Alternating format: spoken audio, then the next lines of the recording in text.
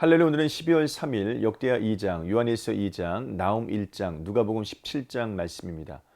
역대하 2장은 솔로몬이 성전 건축을 준비하는 과정이에요. 솔로몬이 두 가지를 결심합니다. 하나는 여호와 이름을 위한 성전 건축이에요. 다른 하나는 자기 왕위를 위한 궁궐 건축입니다. 먼저 일꾼들을 뽑고 두로왕 후람에게 백향목 및 각종 재료들을 요청합니다. 후람은 솔로몬의 요청에 응해요. 솔로몬이 후람에게 재료를 요청할 때 반복했던 말이 있습니다.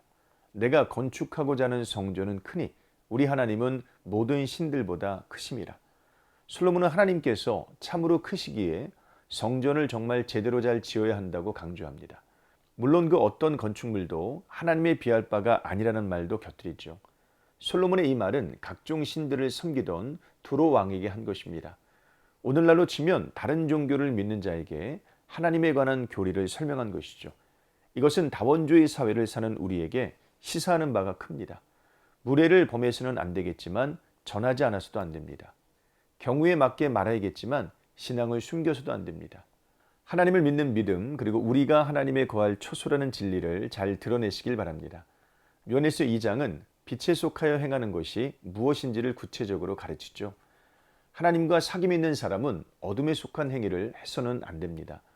빛에 속하여 행해야 됩니다. 요한은 계명을 지키는 것과 그리스도를 아는 것 사이에 긴밀한 관계가 있다고 말해요.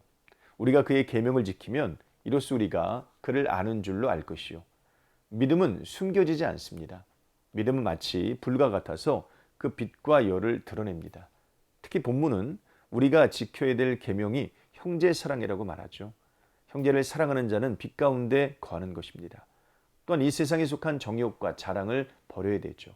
이 세상도 그 정욕도 지나가되 오직 하나님의 뜻을 행하는 자는 영원히 있습니다. 나훔 1장은 니느웨를 향한 하나님의 분노를 말해요. 하나님은 질투하시고 보복하시며 진노하십니다.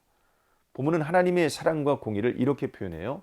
여호와는 노하기를 더디하시며 권능이 크시며 벌받을 자를 결코 내버려 두지 아니하시느니라. 하나님의 사랑을 확신하는 것과 동시에 우리는 하나님의 공의에도 예민해야 됩니다. 하나님은 사랑하시면서도 동시에 공의로우십니다. 하나님의 공의가 니느웨를 향한 분노로 나타나고 있어요. 가장 결정적인 이유는 그들의 우상 숭배입니다. 우상 숭배는 하나님을 대적하는 행위입니다. 하나님께는 어둠이 조금도 없습니다. 하나님과 사귀는 사람은 어둠에 속한 일을 미워합니다. 하나님의 사랑을 입은 사람은 하나님의 공의도 사랑합니다. 누가복음 17장에는 하나님 나라의 제자도가 나와요.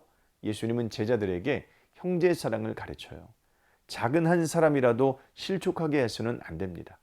범죄한 형제에게 경고하고 회개했다면 언제든지 용서해 줘야 됩니다. 또한 바리새인들이 하나님 나라가 언제 임하냐고 묻자 그 나라는 볼 수 있게 임하는 것이 아니고 우리 안에 있다고 말씀하세요.